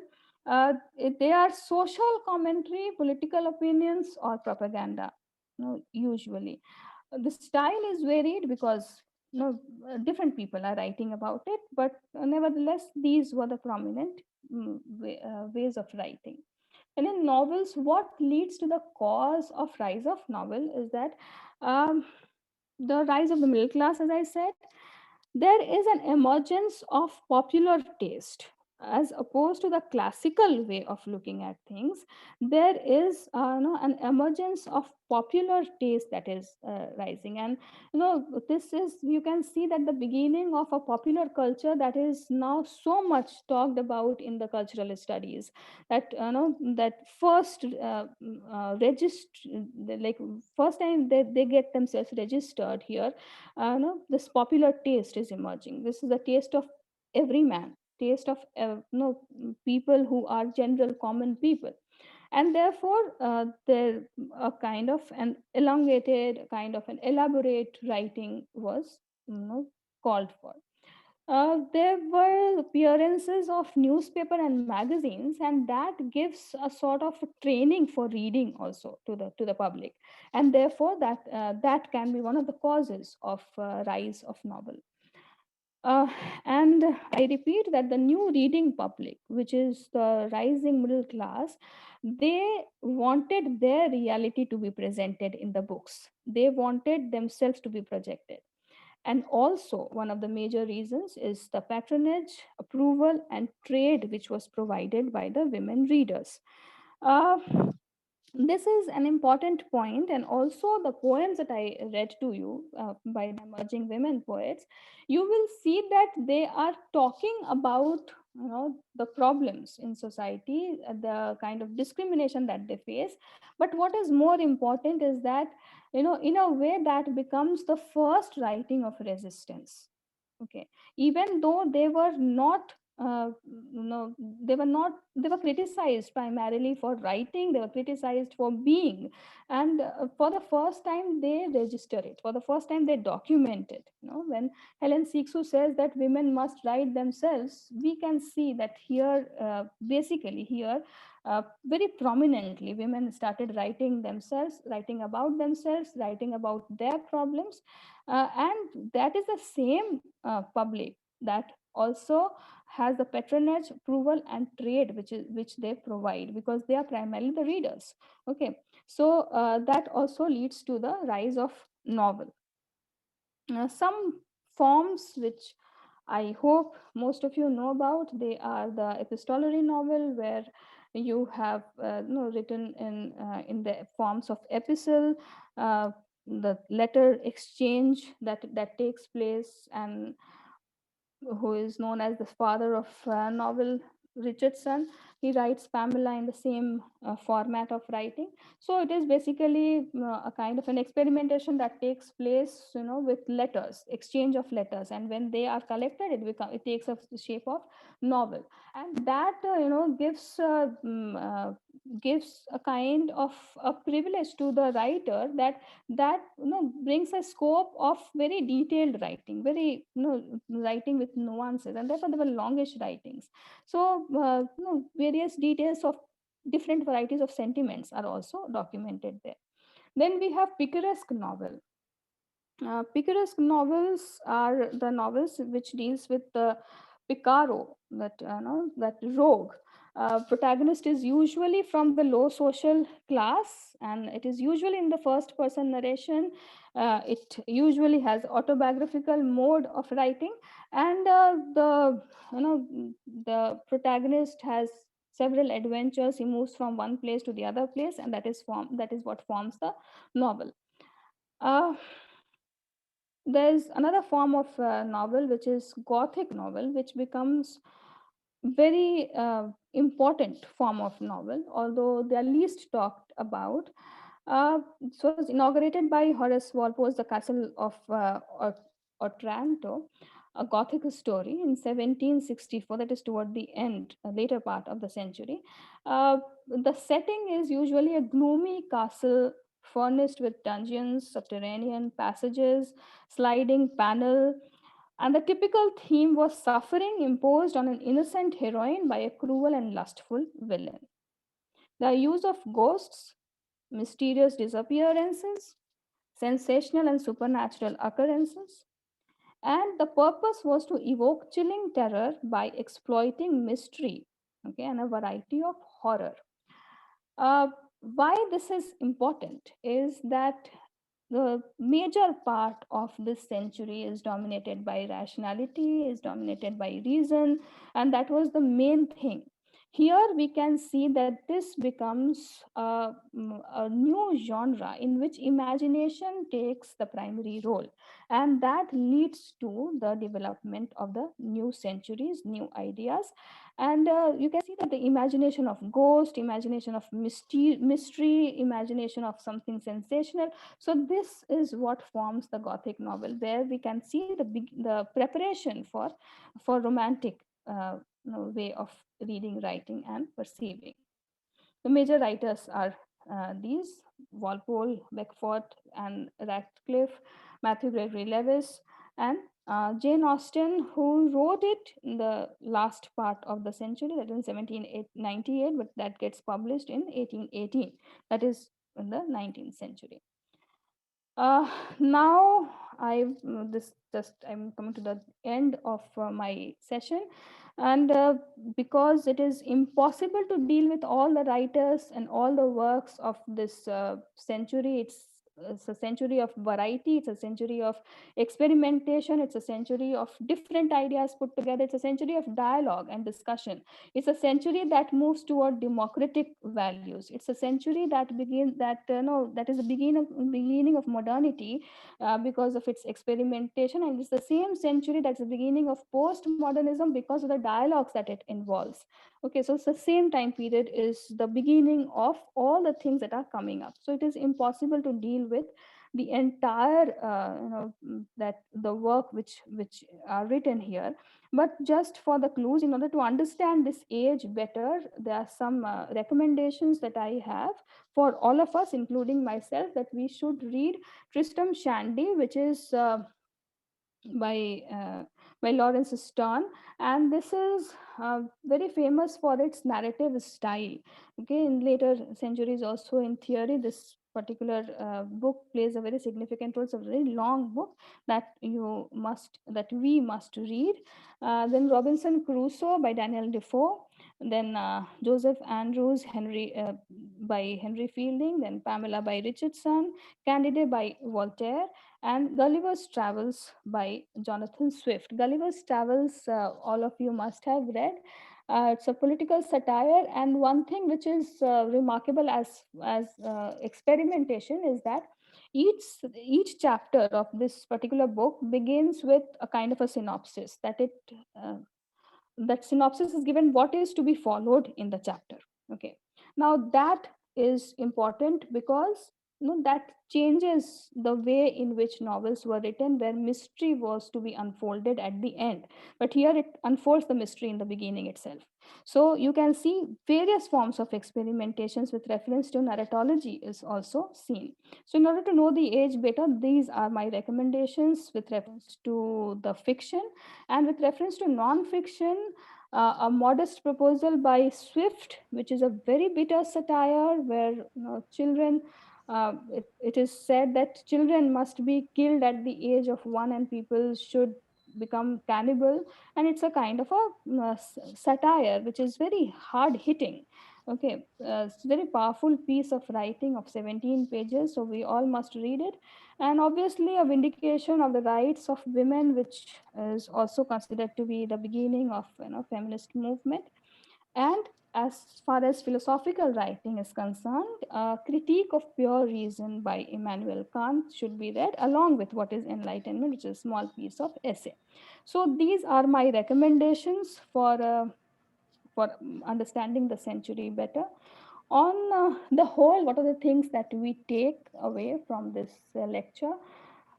If we take away anything at all, that is that both Enlightenment and industrialization were the major events that brought about a massive change in society on a global level. So it is not only confined to Europe, it is not only confined to England, but it is that in entirety, it's a very global feature that changes through the philosophy of Enlightenment on the one hand, and the economics of industrialization on the other hand. Okay, so the world has massively changed after these two major things, which has led to a completely new structure of society. That led to capitalism, that led to newer forms of dreams for common people. We know the idea of American dream and all. So that this is the beginning point of all those things. Then the century marks the beginning of both modernism and postmodernism. Then the prominent clashes which are evident in this century, they develop a democratic and dialogic space. Apparently those are the fights, apparently those are the attacks, but what those attacks do, that they lead to a democratic space which was not imaginable earlier. Okay, and it gives rise to that dialogic space. Okay, uh, which is why we live in a society that we live in. Intellect, materialism, old and new, make it a crucial time period for the beginning of a new era that we can see, which keeps moving between the classical and the new. Okay, this clash between classical and new will be seen uh, very shortly. It will not be seen in the Romantic period, but then later in the Victorian period, again you will see that clash between the classical and the new, which can be perceived. And then in the 20th century, that clash leads to a kind of an eruption. Okay, that can be seen in the form of avant-garde, in the new very experimentative form of writing, the absurd theater and things like that. So this is actually this clash, this combination of the Enlightenment and industrialization, that makes it very crucial time period for the beginning of the new era. The immediate effect of this clash can be seen because we are shifting from the clash to romance. Okay, and we are shifting from the objective to subjective. We are shifting from classical to common, from the standard to very common, and from the confinement with reference to settings. Settings are very important when we read a text, although very little primacy is given to the setting, but they are very important if you want to see the temperament of a century. Then we see that here is the way toward free spaces that can be seen. So that's the end of my session. These are the references that I have taken help of. Glossary of Literary Terms by M.H. Abrams, A Critical History of English Literature by David Dyches, History of English Literature by Aditi Chaudhary and Rita Goswami, which I highly recommend to all of you, a Dictionary of Philosophy, 18th Century Literature and Culture by Paul Goring, and History of English Literature by Edward Albert. Thank you. Wow. Dr. Richa, can you just keep the last slide for our participants, the references? This one. This is yes. This is Okay. something uh, which we are really thankful to you. This is something which is very important, basically. Yeah, it is. So, dear participants, please jot down, do whatsoever. These are some of the books which might be very, very helpful for you in preparing this particular age. And today, Dr. Richa also has almost spoken for 2 hours non-stop, and I must admit, Dr. Richa, that you belong to a very well-researched group of scholars. The testimony to the fact is the various aspects of this age. If you read history of English literature, there are so many books which does not highlight the condition of women of this age that much. So you have, as Basu had given your introduction, you have highlighted, and we are really thankful that you have highlighted. This is something which is which all of us should pay attention when we are reading this particular age, especially my graduate participants and MA participants participating today. Please ensure that this particular aspect is hardly mentioned in many of the books we know by name. So thank you, Dr. Richa. Thank you for such a well-researched, concrete, lucid, uh, and a very, very thought-provoking presentation on an age which we are all we all know about, and that's the biggest challenge. When people know about the age, and you speak something when people know about. That's the biggest challenge as a speaker. How would you make your presentation different from others? And you have successfully done that. Thank The you. testimony also is to the fact of plethora of congratulatory messages which are there in your chat box. I will share the messages in your WhatsApp. Please don't worry, you can read it now also. But I do share it on the WhatsApp of my resource person so that they get to look at it. Yeah, Yes. that's a very narcissist way. uh, uh, Yes. Without wasting much time, if you permit, I will ask you a few questions, which is put forward by our participants. The questions are very Yeah, interesting sure, today. sure. I hope I'm able to answer those Definitely, questions. you will be able to answer. What is more important is the questions pertain to your thought processes, which is more important. So, subjective answers are required in some of these questions, and we are, looking forward for it. The first question is. Yes, you talked about females, and yes, the first question is: were there any male writers who supported the emergence of women writers in this age? I tried to find out, but I failed. If you find out, please let me know. Because whatever literature I wrote, I hardly find somebody talking in favor of women. Even if they do, they talk about a very moral kind of a woman existence. Those women are favored who make sacrifices, who are very they have that traditional kind of a moral sense. So I have not come across many men who write in favor of women. In that age? Yeah, in that Uh, age. yes, the second Even now, question it is is, difficult to find. I will not get into arguments. Yes, the second question is because I admit it openly. I have no issues. Because I belong to a department. I am heading a department where most of my colleagues are women. I am presently heading a family where most of my what do you call members are women, and I'm presently heading a panel where the speaker and the organizer is a woman. So I completely I'm okay with it. I don't have any issues, and I'm completely okay with it. And I belong to the school of thought where I believe that man and woman are the two tires of the same vehicle. The second question is: was industrial revolution the reason behind the shift from uh, theocentric to anthropocentric society? Industrial revolution is the cause. Actually, we have already moved from theocentric to anthropocentric society during Renaissance. which if you see the progression, then you see that we were in the theocentric society, then we moved on to the humanist and very anthropocentric society. Then in the 18th century, what we are moving toward is not only human being at the center, but consciousness at the center, right?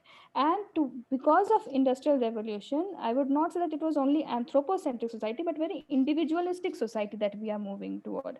So there's the thin line that we are moving from human, a general human being in the era of humanism, then a conscious human being in the 18th century, and a very individual human being after the industrial revolution. So industrial revolution leads to, but it enhances this concept of anthropocentrism. But this anthrop is very individualistic, very capitalist minded. Thank you. I hope that answers the question. The next question, yes, thank you. The next question is, if enlightenment is also a rejection of authoritarianism, how is it Obviously, it is. different? How is it different from postmodern celebration of total rejection of authoritarianism? Yeah, that's a good question. And it is, as I said, it's the beginning of postmodernism. First of all, when you reject something for the first time, you don't see an alternative emerging, right? So here like this enlightenment rejects the concept of authoritarianism, but they replace it with a different kind of authoritarianism. I hope that makes sense. So one authoritarianism of theos, that is no religion, is replaced by another authoritarianism of a particular kind of a man, right? So no, that is very different from postmodernism, because postmodernism, what it does is that it talks about rejection of authoritarianism, and that means inclusiveness. So inclusiveness is the idea about which makes it different from this rejection to the other rejection, because postmodernism rejects this authoritarianism, but it includes various voices. It's more inclusive. It talks about petit narratives. It talks about small local narratives, right? So it gives a space to it gives more inclusive space to every voice which is possible. Postmodernism is more about possibility of many. Okay, although here we see that one replacing another one. Okay, I hope that makes it clear. Thank you. The next question is a combination of three questions. So I will put forward these three questions to you, and I will repeat if you want. So here goes the question, which is a combination of three questions. What kind of struggles did women face before they could publish their poetry? This is question one. What was the factor that compelled the printing press to be inclusive of women poets, writers? Question two. Question three is, what kind of support did Mary Leaper get as an underprivileged woman to write and publish? Right. So these are a combination of very good questions. First question is that what kind of difficulties these women writers face while they are publishing. So the difficulties were very evident. People like Pope, people like every other classicist, they were very much against the voices of women, and they themselves in their writing they have written that they are censored a lot because of whatever they write. So that was a major difficulty that they face.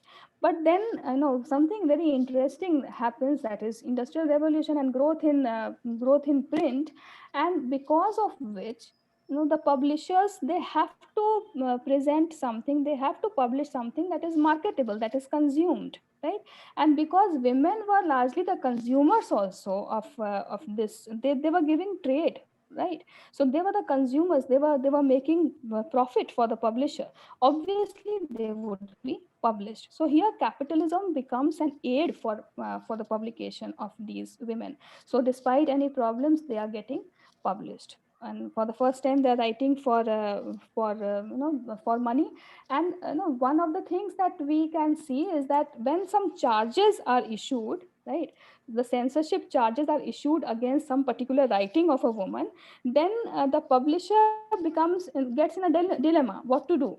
So what the publisher does, interestingly, is that it writes that, you should not do something like this, and you should be punished for something like this, and it still publishes that work because they need profit as well as they need, some kind of acceptance in society.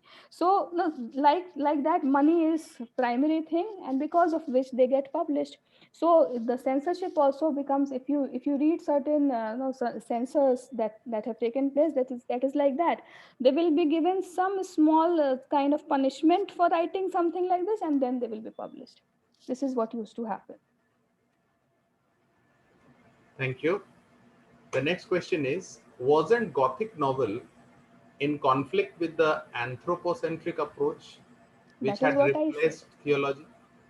Yeah, that is what I said, that is what makes this age very interesting, this genre very interesting, because here we can see a shift from that, not from anthropocentric thing, they are still anthropocentric, right?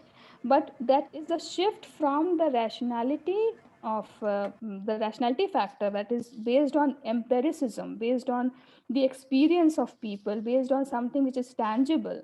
No, we are shifting to imagination. Now imagination is something which is very interesting to notice throughout the history of mankind. Wherever there is imagination, somebody like Aristotle will come up to stop you from imagining. Then somebody like Arnold will come up to stop your imagination. Somebody like Pope will come to stop your imagination, because imagination is a threat to society. Imagination leads to newness, right? And that makes that is the primary challenge to the existing norm, right? So anything imaginative will lead to the destruction of the normative, right? So Gothic novels are very important because they challenge that kind of normative which was set in the writing zone, and they give some sort of a space for imagination, right, which will lead to romanticism later. It is in conflict, and as I said, that this whole age is an age of conflict and clashes. Thank you. Next question is, can we say that this century was a kickstart for feminism or the idea of feminism? Obviously this was because we have Mary Wollstonecraft writing in this century. We have these write-ups. So what happens when women write about the problems of women? Even if they write, that they are discriminated against, nevertheless they write, and that is one way of resistance, right? So obviously this is the age which gives a very good kickstart to feminism, Western form of feminism. Thank you. We take the last question of the day. Yeah. The shift we witnessed from idealism to materialism, which later led to capitalism, do you think that there is an urge to go back to spiritualistic idealism, as many modern poets like Eliot express their lament about the mechanical way of life and its subsequent spiritual void? It's a very long question, okay, that requires a long answer. Wherever there is an alternative voice, there is always a pull toward classicism that you can see throughout the history, right? So, if whether it was in the classical time or in the medieval time or later on, also you will always see this. So, when we come to the modern time, where we have not only Eliot but also Yeats, they are not willing to see the change. And as I said, that is now the era which is coming, which is more inclusive, that era that rejects traditionalism. So obviously these are the writers who mourn this change, but this is the same time where celebration of this change is done. There is one example that I always give my students, is that there's a word called chaos. For the teacher, if the students are talking, that is chaos, right? But it is an opportunity for the students. So it is the way you look at the same thing. So obviously that same century, because it was a century of newness, it was mourned by classicists, the self-claimed classicists like T.S. Eliot and W.B. Yeats, and it was celebrated by other writers. So obviously the dialogue leads to the newer form of knowledge that can be seen and there in the modern age. That brings to the end of today's session. And Dr. Richa, it was an absolute pleasure to have you today. Same And here. you have rightly justified the aim and objective with which this particular lecture series had been, the seeds of which had germinated in Dr. Basudhara's mind, and ultimately which she was able to practically implement it. And the credit goes to her, and the credit goes to the resource persons, which who are making this, these sessions very, very captivating, encouraging, enriching, and full of ideas from which our young scholars of graduation and masters can work upon. So it's an absolute opportunity for our young scholars to witness the scholastic ability of our young academia, which is there in India. Because it's a beautiful opportunity to see how our young academia, what kind of academia our young India has. And I think this platform is giving this opportunity, and this platform is able to give this opportunity because young scholars like you all are accepting our invitations and are taking up this challenge of teaching these ages which everybody knows. As I told you, that thing, teaching something which everybody knows is a very big challenge, and you have truly justified it. You have truly justified how an age which has been read by everybody in English literature can be made interesting, and how can new insights be added. So, on behalf of Team DAATH Voyage, it was an absolute pleasure to have you today, Dr. Richa. And I Thank you guess so much. my the lady behind the brain and the lady behind this series would like to speak something. Yes. Yes, of course. There is no room for further remarks, because the appreciation of the audience, the appreciation of the listeners is very, very clearly evidence of the fact that Richa has managed to provoke them to rethink about the 18th century. And it is very important, as Sakat Bhaiya was saying, it's very important that we try to recontextualize and reconceptualize things, because history is also a text. All of us know that that history is the most intricate and the most complex text that we have before us, and it is being repeatedly called into question. There are various ways in which we cannot escape history.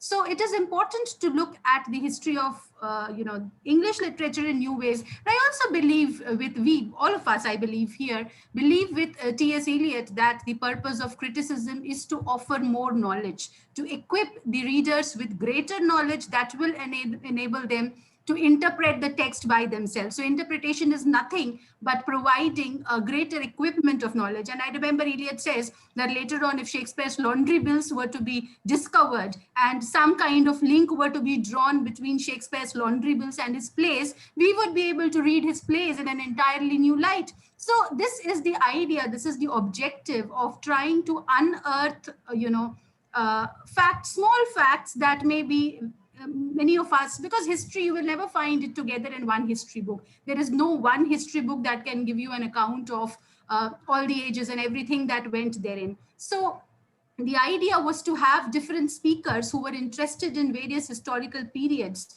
to come and talk to you here, and their passion would be able to lead you forward. The idea was to enthuse you by their passion, and we find that we are very happy as hosts to realize that this has been successful. All our speakers have been capable of leaving a spark within you, which will incite you. Of course, not all ages will be equally loved by you, but yes, in case you were to turn to a particular age, I'm sure the spirit of the speaker would be there with you, impelling you onwards. We are very grateful to Richa for having consented to join us here today, for having given such a detailed and such a valuable lecture. And we are very grateful to the participants who continue to be there, and because of whom I believe that DAATH Voyage is conducting its third lecture series today. So thank you once again. Thank you, all of you. It's absolutely my pleasure. Thank you for inviting me. And because of this lecture, I learned so much myself, and I'll continue to learn. Thank you, Dr. Good. Richa. Very soon, I think we will be having a few, we will be having further associations with you in our next academic, ventures. We are people who never sit idle. We, we think things which people don't think, and somehow when we implement it by God's grace and by the support of young academicians as well as senior academicians, things are reaching to a good height, a good we are getting good responses. And as you know that conducting this lecture is not the sole purpose. There is something more to that, which we will be bringing out next year, related to this lecture series, which was mentioned to you in the mail also. So that's the reason why we are not sharing the videos now with the participants. We have already informed the participants that we will be in a position to share the videos in next year, April, May, because we don't want to get into entangled in some plagiarism or copyright issues. And these are absolutely exclusive lectures of our resource persons, which when materializes in some form, we will be able to display it on YouTube, put it on YouTube. So absolute pleasure to have you, Dr. Richa, and definitely will be looking forward for further academic associations with you in the near future. From the team DAATH Voyage, this is good night for now. We meet soon. Thank you so much. Thank you, participants. Thank Please you. join by 6:30 tomorrow. Don't be late today. You all were late. You could not join. Please don't be late. Join by 6:30. Thank you so much. Okay. Good night. Good night. Good night.